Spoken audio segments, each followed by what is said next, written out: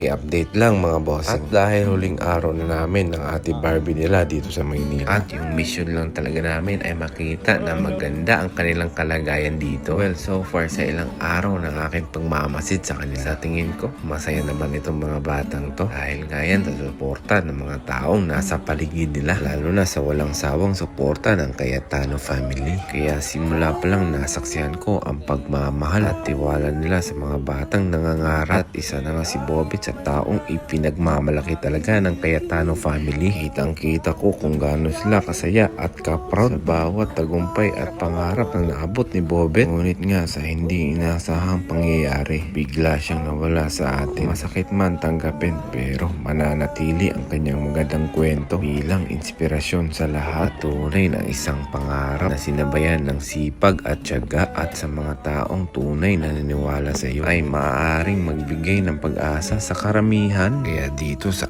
apat na to na sila JM Sanoria, Matt Cayetano, Maki Pellegrino at Raisus Bahinteng, naniniwala ko na sila ang magpapatuloy sa nasimulan ni Bob. Dalangin ko na ipagpatuloy nila ang kanyang magandang layunin, ang magsikap, maging magandang inspirasyon at tumulong sa mas marami pang batang nangangarap. Kaya para sa iyo to, Bet, itutuloy natin ang laban at ang misyon, tumulong sa mga kabataang nangangarap. Kaya muli, we love you brother and we miss you. Ay, pakati mo, ningungi, mga ano kami, Kahit kami manilinaw ba? Makamingaw ko kayo, no? Makamingaw ba? talaga ni partner si Bobet na, hindi mo magawa. Ano po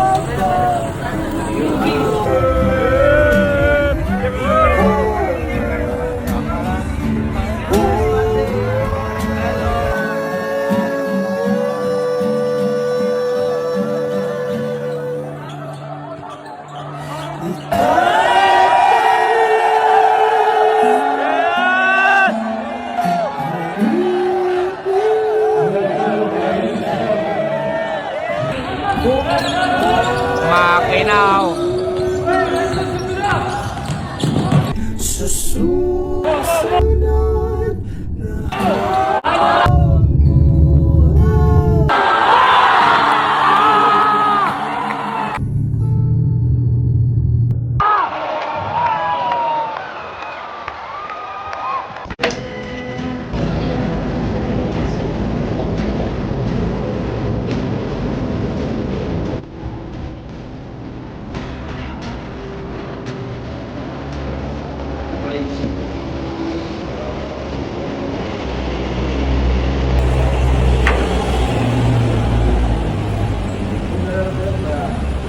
Nagbigay sa akin ng mga cake.